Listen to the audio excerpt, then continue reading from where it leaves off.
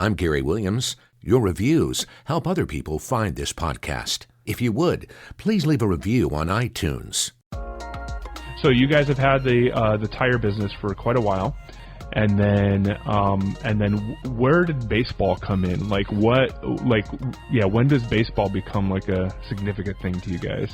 Coming to you straight from Fremont, California, this is the Fremont Podcast, dedicated to telling the stories of the past and present of the people and places of the city of Fremont, one conversation at a time. Hello, Fremont. Ricky told me to find an abandoned chair, a recliner, on some dead railroad tracks, and to sit on them. And let you know this is episode 92 of the Fremont Podcast. Now, here's your host, Ricky B. So, actually, I'll just start with that. So I'm with Jim and Cody Stevenson. Jim is dad, and Cody is one of, I think, 4 boys, right? Yes. Okay, all right. And the Stevenson name is not a stranger to Fremont.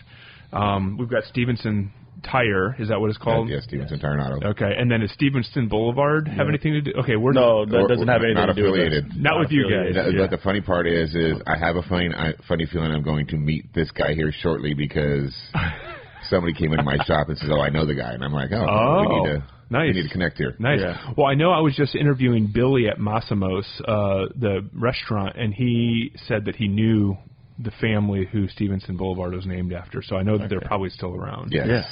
So that's cool. But Stevenson Tire is you guys. That's you guys. That is us. And when did you guys start that? How long has that been around? My grandfather and father started it in 1977 on the corner of Fremont and Maury, and me and my brother have taken it over for about 27 years now. Wow, that's amazing. Did they were they from this area? I know it probably wasn't Fremont at the time, but were they from this area back then? No, they just had an opportunity in Fremont and came this way. Okay, were they originally from California? The Bay Yes, they're Area? both from California, Okay. Los Angeles, Modesto. Okay. Wow, that's cool. It seems like even with Billy at Massimo's, he was telling about his dad. His dad had a garage, a gas station garage in Oakland, and decided, or it was his grandfather that sold it, and they took the money and they started the restaurant here in Fremont. So they saw an opportunity to come to Fremont, and they did that. So you guys also Stevenson Tire is an opportunity that they saw in Fremont years ago, and still running. Fremont's a great opportunity. That is. Yeah. Good hub to be around. That's great. So you guys have had the tire business for quite a while, and then where did baseball come in? When does baseball become like a significant thing to you guys? Baseball becomes significant when my son Cal, my oldest son, decided at about 2 years old he loved balls and bats and started swinging, and then he became 4, and then I started coaching in FNYB, local Fremont League, and just kept going, and then we just started travel ball. And so Cal's the oldest or of the 4 boys? Okay. And is he still playing ball? Yes, he's in the Philadelphia Phillies organization right now. Wow, that's awesome. So Cal decided at age 2 that he liked to bat and ball. I was just telling you guys my story about bats and balls. I think I played for 2 years when I was 9, 10, 11 years old, something like that. I couldn't hit the ball. I mean, I love the idea of playing baseball. I love the idea of hitting the ball. I love playing outfield. I love, all of it. I just couldn't hit the ball, and it just was never. It was more of an embarrassment than a joy to me, and so I couldn't do that. But to be 2 years old and to kind of like have a feeling of like this is what I'm supposed to be doing is pretty cool. It was pretty cool. Yeah. So he's the oldest, and then when did he start actually playing like ball like for a team or for? I put him in a league at 4 years old. Okay. And then he just progressed. Wow, that's cool. Now you were a coach of you said Fremont Little League? Fremont National Youth Baseball, yeah. Okay. I was a coach in the league. And then how long did you do that? Oh, I coached there for about 6 years, and then after that it was straight travel ball. Okay. Cody, where are you in the order of the 4? I am the second. Okay, so I'm right under the oldest. Yeah.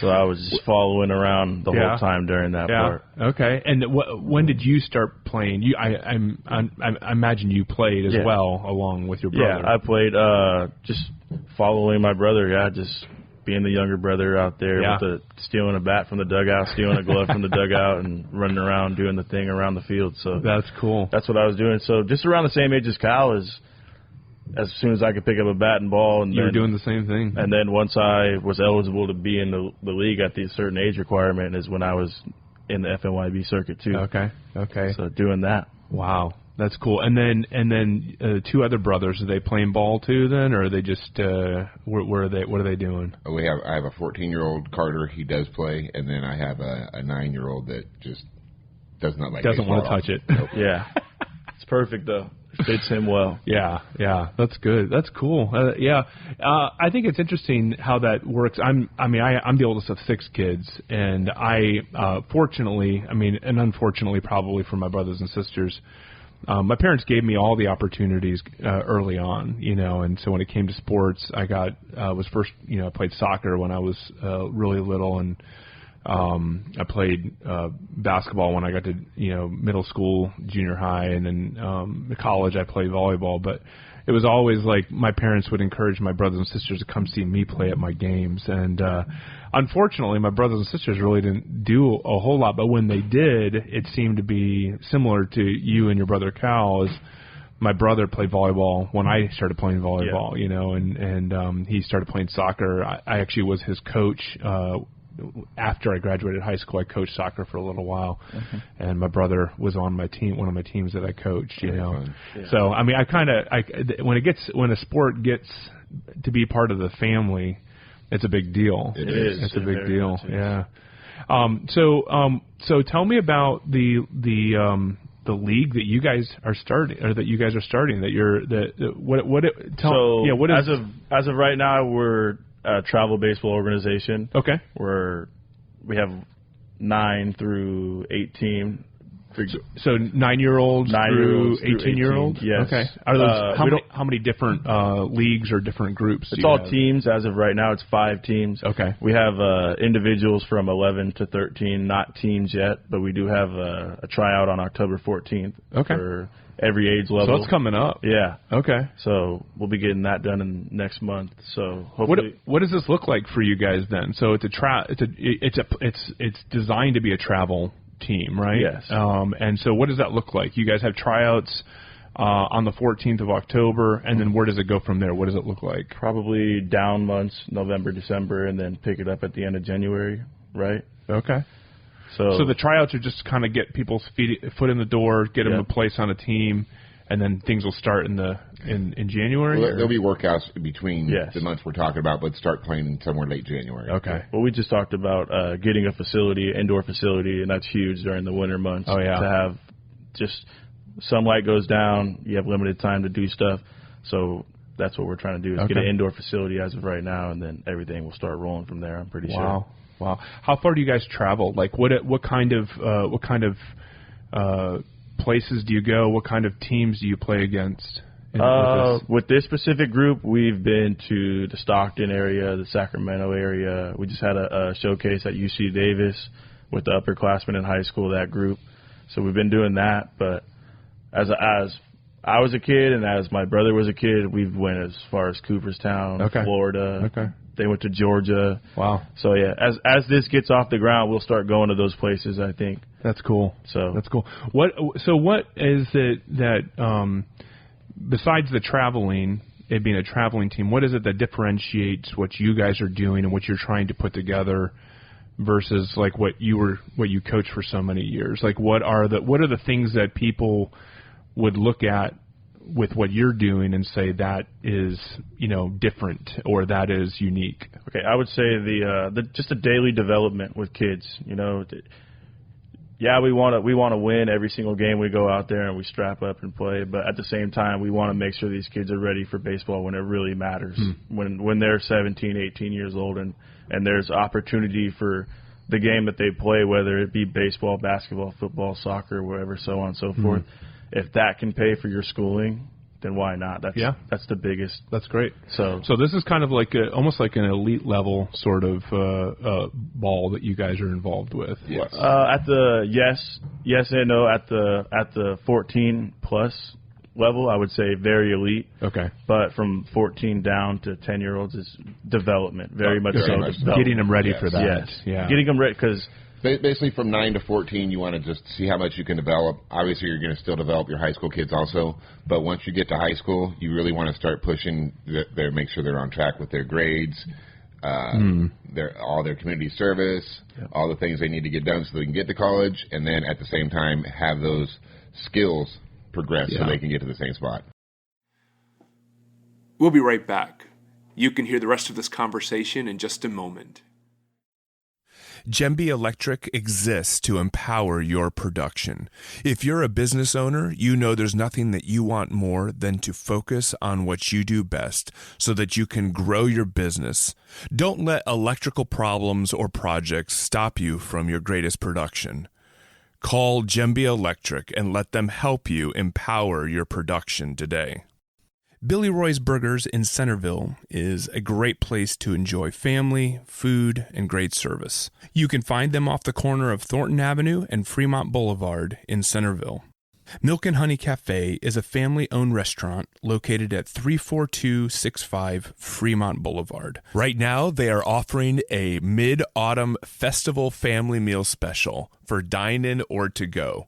You got to check it out. Just drop in or give them a call and ask them more about it. To find out more about the best family-friendly Taiwanese restaurant in Fremont, go to milkandhoneycafe.com or check them out on their Facebook page and Instagram.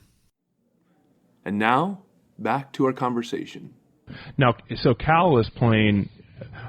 So he is playing for a Philadelphia Phillies team right now, right? Yes. What other teams has he played for? What other organizations has he played with? If we want to go backwards, he's played for the Phillies, the Giants, the A's, the Astros. The Blue Jays. Wow. More, I feel like we're missing. And I might be missing one or two. And then backwards, he played for the University of Arizona. Okay. Chabot College. Okay. Yeah, very local. University of Nevada, Reno. And then back to high school, Kennedy High School. And then when he was younger, he played for me with Taboo. Yeah. I would send him to Georgia every summer to play. Okay. In his Cobb. Yeah. Well, the reason I ask is because a lot of times people don't realize what it takes to become a professional in sports. Because all of a sudden you turned a direction when you're like, we care about their grades, we care about, you started listing off things that don't necessarily matter on the field at the moment, right? They're kind of a bigger thing. But as a father of someone and a brother of someone who has had to take that journey of going and doing all the hard things, going to camps, going through college ball, going and trying out for, I don't even know how it works, but trying out for professional teams.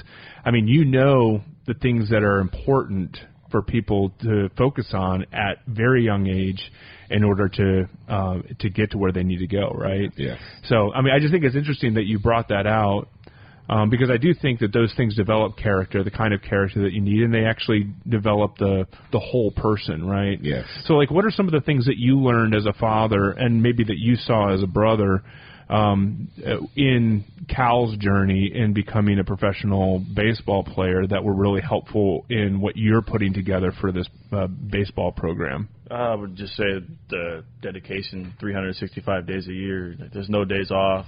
Your body, like a lot of people say, your body is your temple. Your body is your work of art at this point. And what you do with your body is going to be a result of what happens on the field. A lot of things like what you do in the dark is going to come to the light. Like just stuff like that. Just holding yourself to a high standard, really, because it's easy to go off track and it's easy to do stuff that everybody else wants to do, like your peers are doing in high school and all that stuff. Yeah. But really just holding yourself to the high standard, I would say. What does it look like for you to transfer that idea and that hope and that goal into like practice for the kids? Like how do you help them capture that vision? Because I mean, honestly, I have a 10-year-old at home, right? Mm-hmm. And there's things that I want him to develop as a human being. I want him to. My wife and I have had this conversation. I want more for my son than just to be successful. I want him to be a good person, you know, because I think you have a lot of people out there that are successful, but they're not good people. No judge, right? Well, here's a perfect example. So Cal was playing in a summer league after he was 18, and he had to ride BART every day to the University of California and walk from the BART station to the field every day. And me and my buddy would make sure that him and his other friend to go with him, that they would stop 5 people between the BART station and Cal Berkeley and introduce themselves and talk to them. Wow. Just to round the kids out. That's great. That is really, really great.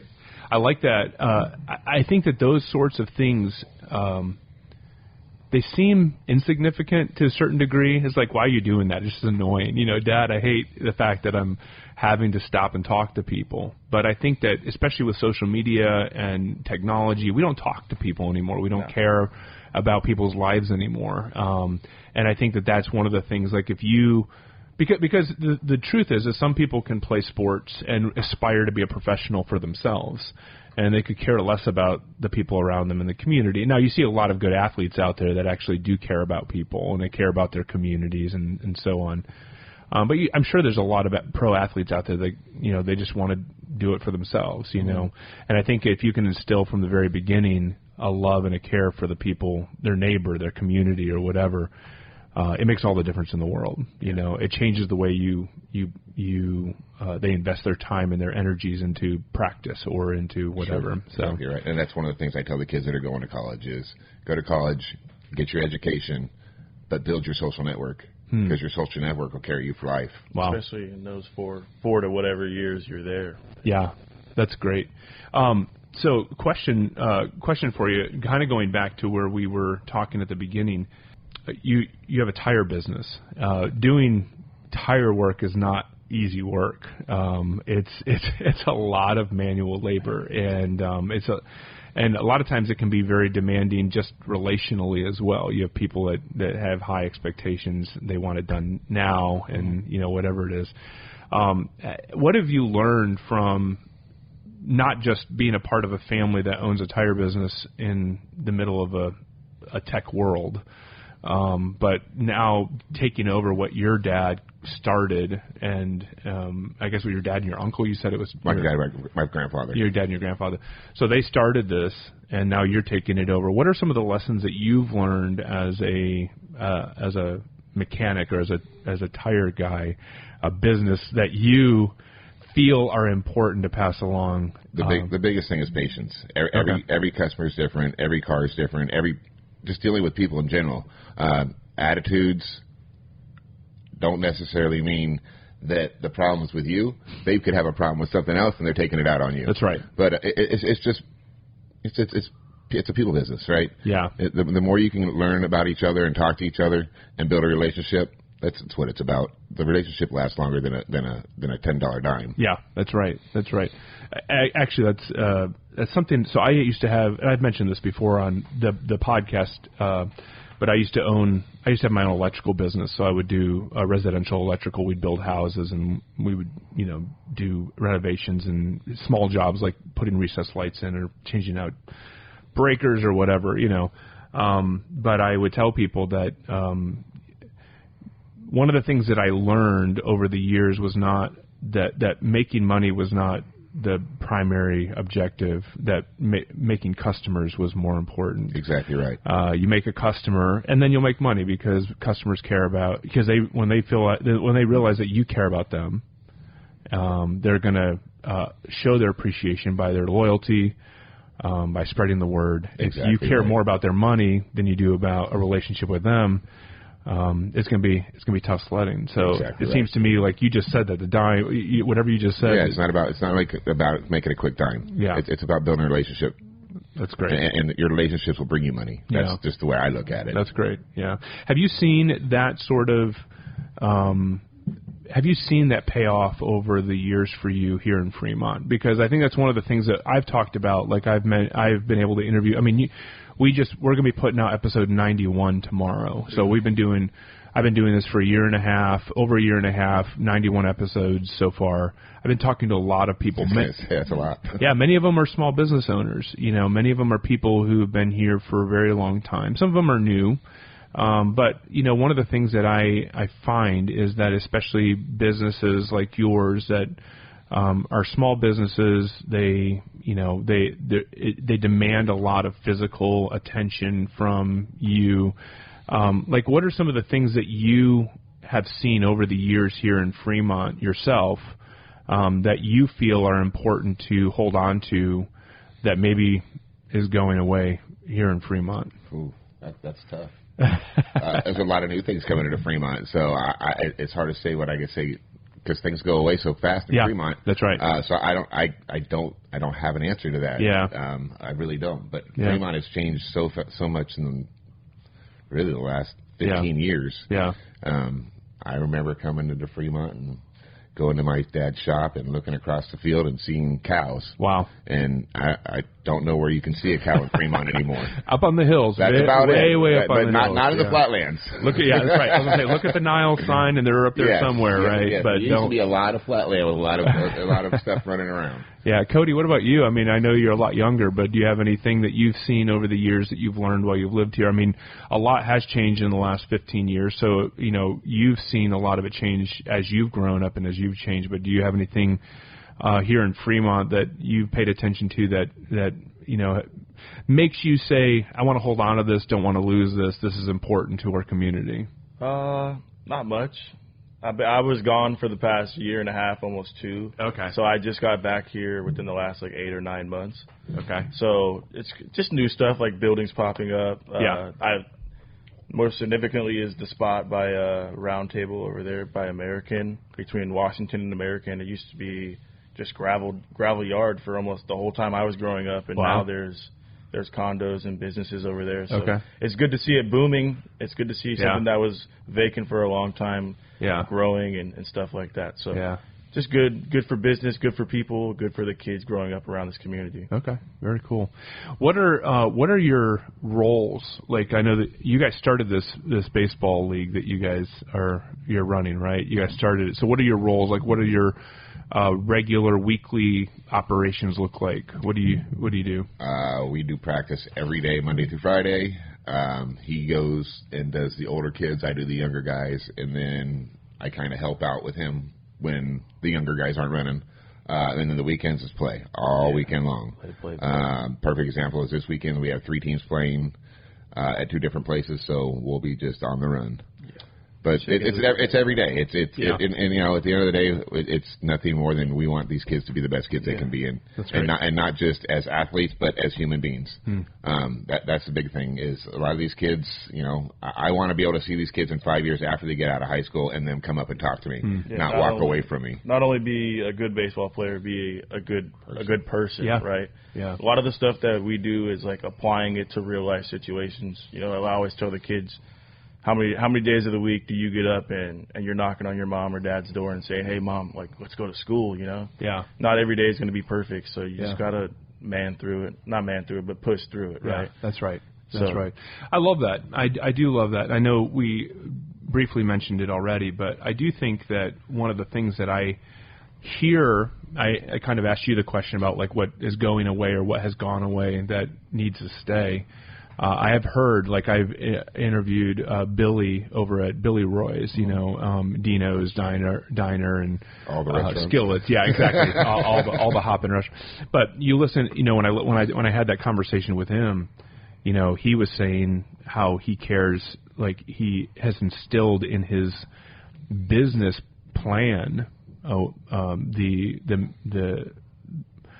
the idea or the value of caring for one another and being and supporting each other, and even built into his plan is this idea that he wants his workers to feel like family, and they are provided for by him and by the business, but then he's also there for whatever else they need on top of that. When you have employees that work for you for 30 years that are your buddies back in the day, like I heard that podcast just yesterday, and when you have build relationships like that, right? It's not about you and your buddy making money. It's about the whole group. And that's right. That's the way we look at it. Exactly right. It's not about putting a bunch of money in my pocket. It's how can we take care of the whole group.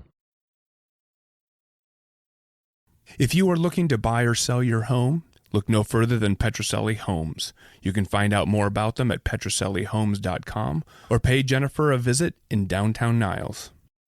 It's that time of year again when everyone starts getting sniffles and sneezes and coughs.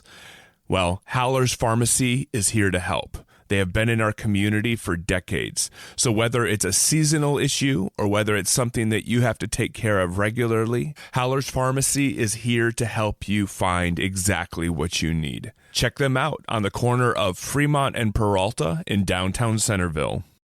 I love books, and if you do too, then you're going to love Banter Bookshop. Banter Books has a well-curated selection of books for every reader. From the moment that you walk in the door, you know that it's a place that cares about providing you, the reader, with exactly what you need. Banter Bookshop carries a large selection of books. And if they don't have what you need, then they can order it for you. Just ask the person at the checkout desk, and they can help you. If you're looking for your hometown bookshop, then visit Banter Books on Capitol Avenue.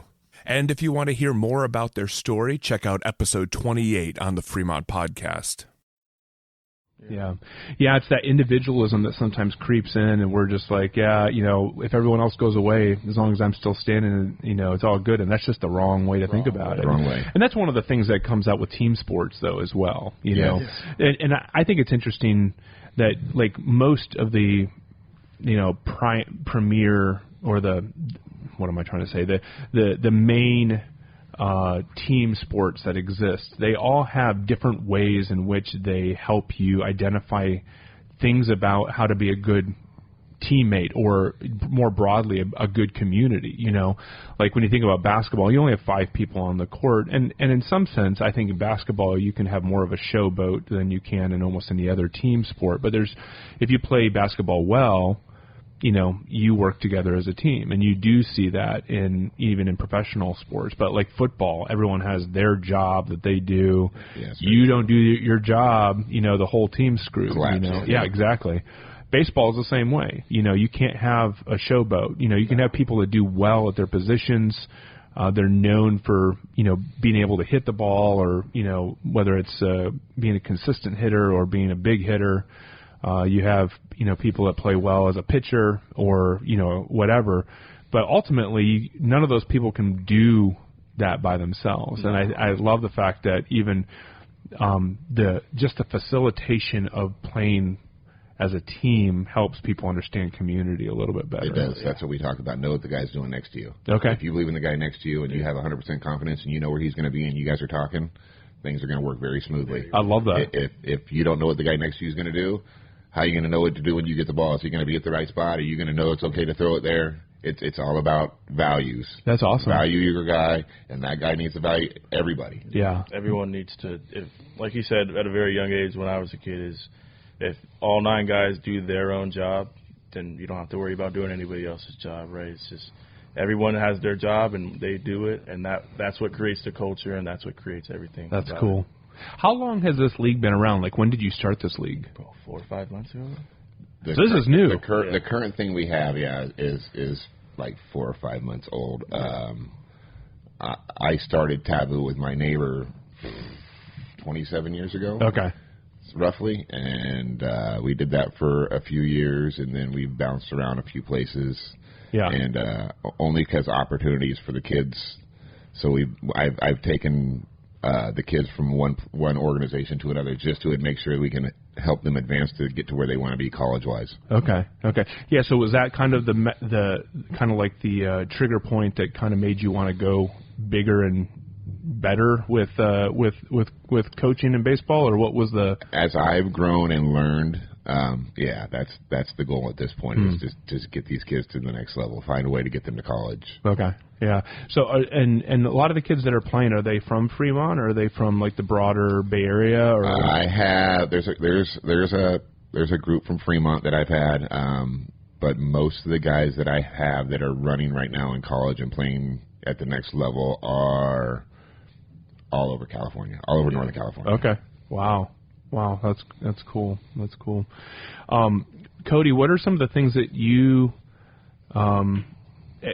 like as you look at doing, like you're working with some of the older kids, like so they're, and I know this is only a few months old, but you're looking at your role. You're a younger guy, but you're also working with some of the older groups. Like, what are some of the things that you personally have learned maybe in your own life that have been helpful that you want to pass off to these guys as they kind of like take the next step in whatever their journey is in playing ball? Like when you asked about my brother, it's just taking care of business the right way. You can tell when kids start to take that veer off, and you, like we had a talk with a kid last night, a pretty good one, about you're going a little bit this way, we're trying to push you back, It's just having kids go the right way, almost. Yeah. And you're kind of steer them in the right direction. You're kind of acting like a bigger brother to some of these kids as well. I'm close in age gap, but far enough to steer them in the right direction and tell them when they're doing the wrong things and when they're doing the right things. Well, it's a situation where you want to have a relationship as a friend with them, but you also got to let them know that I'm not your friend.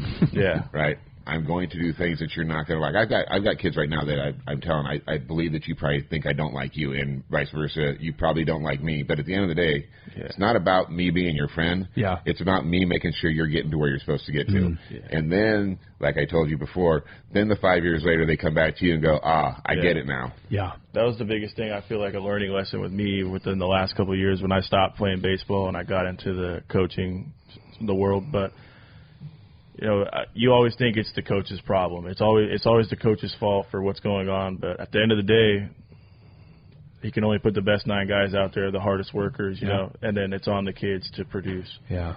So that seems to be at an elite level. That does seem to be a different way of thinking about it, because a lot of times in the younger leagues, and I know it's a joke for people who grew up in my era where it was like, we didn't get a participation award. If we didn't win, we didn't get anything, right?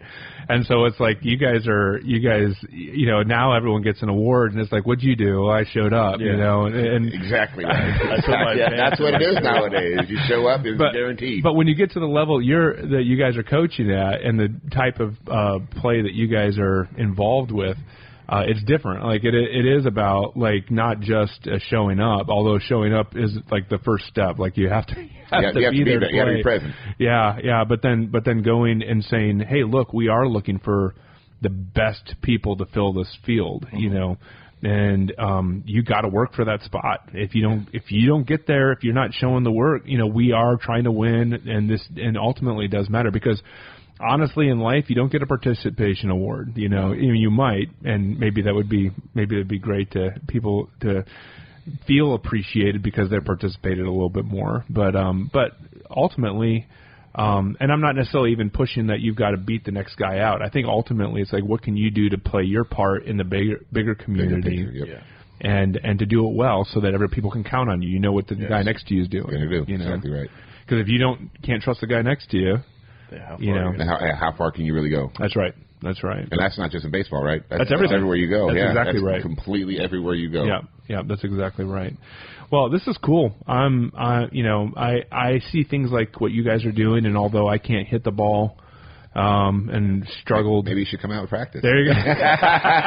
You guys could help me. I could go relive some of my lost years. Yeah. No, I don't think I said it on the podcast here, but I was telling them before we started that when I was a kid, I played for 2 years, and I loved playing, but I couldn't hit the ball, and so it got really discouraging because I felt like that was like a big part of like playing and enjoying the game well, and I just couldn't hit the ball. And even as an adult, I played softball, slow pitch softball, and could not hit the ball. So I just figured anything with a bat and a ball I was cursed with. Like I couldn't do that. I played a lot of other sports, just baseball was not my thing, or softball was not my thing. But maybe you guys could help fix that for me. There's an old saying, baseball is a lot more fun when you're hitting. Yeah. It's a lot more fun when you're hitting. It sure is. Yeah, I actually had interviewed previously, several months ago, a guy who started a cricket league here in town. And I was joking with him. I think it was on the episode, but I was joking with him that I think maybe cricket was my sport because it has a fatter bat, like as a little wider base. Has a wider. you go. I could. Yeah, maybe I would have done better opportunity. Yeah, I would have done a lot better that way. Yeah, I don't know. Do you guys? What are your favorite sport? Your baseball teams? I know we're in the Bay and we've got a couple good options here. What are your teams that you cheer for? I'm a Dodgers fan. Are you? Oh, man. But I tell everybody the same thing. Every team has to have fans. Right? Every team has to have fans. So let's enjoy each other, right? Let's get our digs in. So what was the hinge pin for making you a Dodgers fan over a Bay Area fan? Little League. Little League, okay. The team I just became I was a Dodger when I was a Little League guy, and it just turned into a Dodger fan. That's funny. What about you? I'm a Boston Red Sox fan. Are you? But the same exact thing he's saying. That was the very first team I was on, and once I put that hat on, it just stuck forever, you know. And then you learn to love the guys that are on the team throughout the years. Yeah, that's funny. Do you guys have a favorite? I probably not the Giants, because Giants and Dodgers are like not I'll give friends. you a better one. My son played for the Giants earlier this year. Yeah. That's awesome. That's awesome. Do you guys go to any of the games locally? If it's if it's not Dodgers or Red Sox, do you guys go to the Every games? once in a while. Every once in a while, yeah. It's good to get out there. That's cool. Well, it's going to be sad though when the A's go. Yeah. Oh yes. Yeah. Well, the funny thing is I love watching baseball for just the social aspect of it. I love going to games. I don't watch on TV a whole lot, but I love going to a game, and I love being there with friends. The atmosphere. Yeah, the atmosphere, yeah. But it's funny. So I had 3 teams that I kind of cycled through growing up. So, 4 teams actually. So I was born in Wisconsin, so I was immediately a Brewers fan for a little while. And then I used to spend my summers working on my grandparents' farm in Michigan, and so everyone there was a Detroit Tigers fan. Yeah. So I pulled for the Detroit Tigers that was probably the team I pulled for the longest, right? And then, but 2 things happened to me that was interesting as a kid. Well, one was not that significant. One was my name's Ricky, and Ricky Henderson was like all the talk when I was a kid, right? And so I was like, there's a guy with my name who's a star. I love the A's, you know? And so that was my connection, not necessarily the team that I played for, but that was my connection. And then the craziest thing, I don't even understand how or why it happened, but I was a kid. I could ride my bike around the town that I lived in South Carolina, and there was this, for whatever, it's just weird for me to think about it now, but there was a gas station that was having a grand opening, and they had Brooks Robinson there signing autographs at this gas station, which is really weird. Like, who does a grand opening for a gas station, and why do you bring out a superstar to do, whatever. So I went and rode my bike to the gas station and stood in line and got a signature with him. So after that, I was like, I like the Orioles, Yeah. So then I lived in Baltimore for 3 years, and I got to go to Orioles games. So that was fun. But I've been to one Giants game out here, and then I've been to a handful of A's games, and I've enjoyed those very much. So how's your experience at Camden Yards? I heard that's probably the best. It's awesome. It's a beautiful stadium. Yeah, it's a really beautiful stadium. Are they getting ready to get a new one, or are they getting ready to redo that one? No, I think the Rays are getting a new one. I think Camden Yards is looking really, really good. If they're doing anything to it, they're redoing it. They're not going to replace it. Yeah. I have a cousin. His nephew named his kid after Camden Yards. So that's like, I know that place is really well known. Yeah, it's located well. Great public transportation to the game, to the field.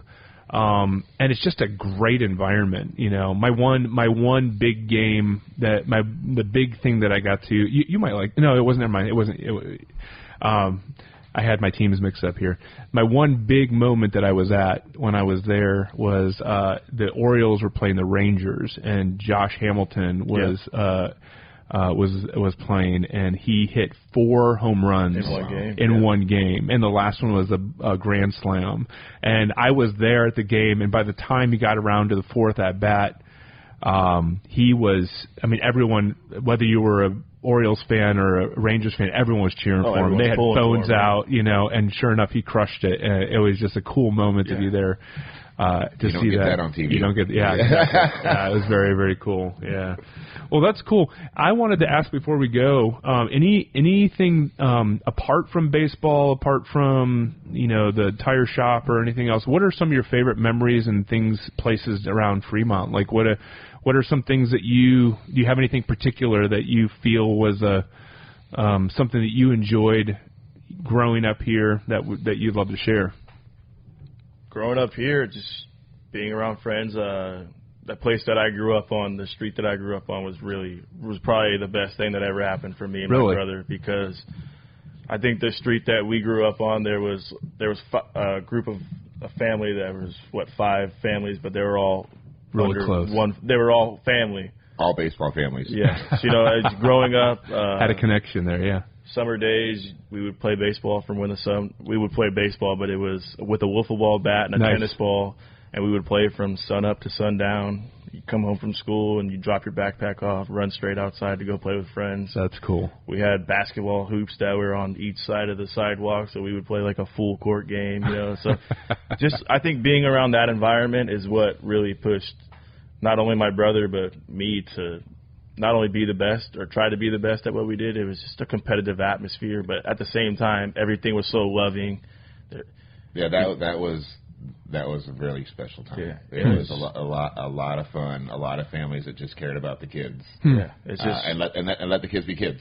Yeah, and you didn't have to worry about anything. You could, like I said, I mean, at 5 years old, they'd walk out my front door and be gone for 8 hours, and you knew right where they were at. That's cool. And there was if I was with my friend and we walked to the house, he had a hot meal ready for him, then there was a hot meal ready for me, right? Vice versa.